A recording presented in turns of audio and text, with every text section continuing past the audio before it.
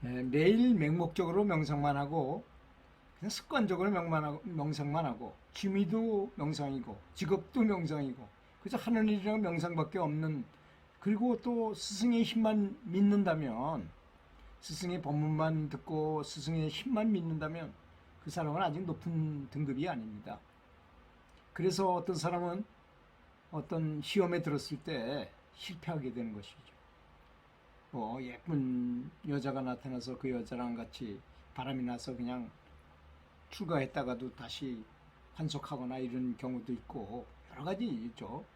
또 어떤 사람은 또 돈과 재산에 눈이 어두워서 또는 높은 지위가 또 탐이 나서 그렇게 시험에 실패하게 되는 경우가 있습니다.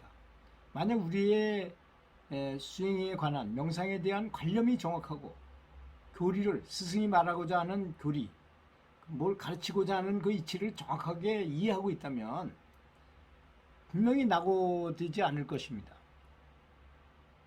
만약 왜냐하면 왜 우리가 그런 사실을 믿는지를 잘 알기 때문인 것이죠.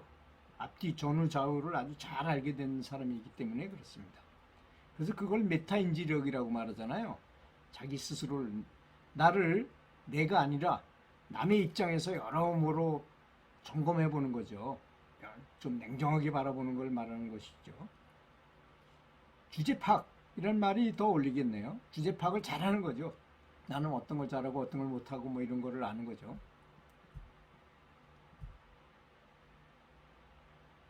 우리 두뇌라는 것은 그냥 하찮은 별거 아닌 게 아닙니다. 두뇌의 그 작용에 의해서 삼계가 이미 창조되었다면 우리 스스로 그것을 소멸해야 하는 것입니다. 그렇지. 그래서 마음을 없애야 본 마음을 내라. 금강경에 나온 말, 응무소주 이생기심 이런 말이 있는 거죠. 하지만 무엇으로 그렇게 하겠습니까? 그거는 오직 깨달음의 힘으로만 그렇게 할 수가 있다는 것입니다. 깨달음의 힘. 그 영적인 힘을 많이 모아야 되겠죠.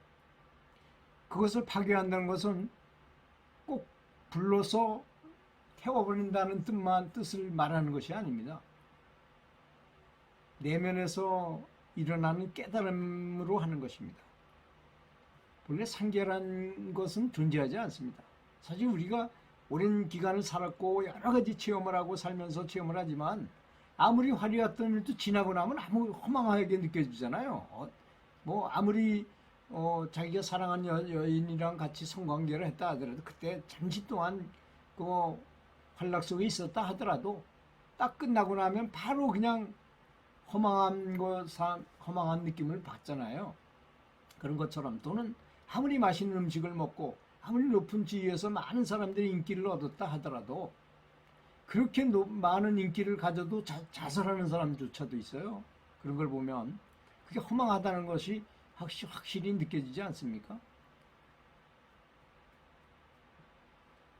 그리고 그 삼계라는 것은 원래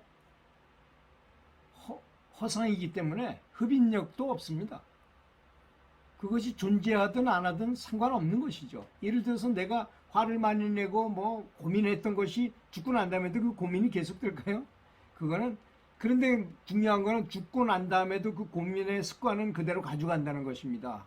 그 족불일이지라고 말하는데요.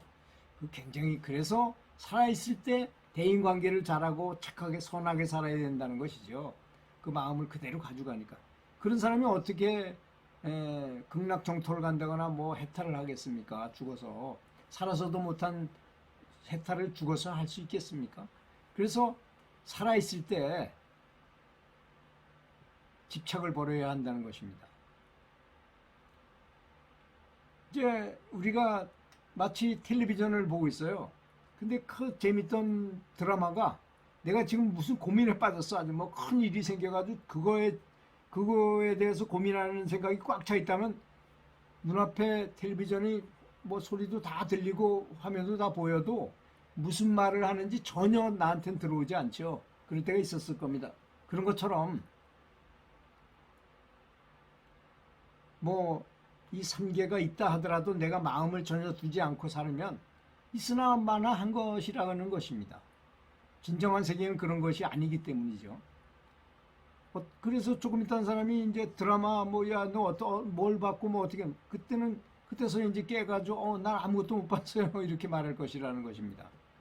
그렇지 않습니까? 우리가 마음을 딴 데 뒀을 때 마찬가지로 상계인해는 우리 자신이 창조한 마음이 창조한 창조물에 불과한 것입니다.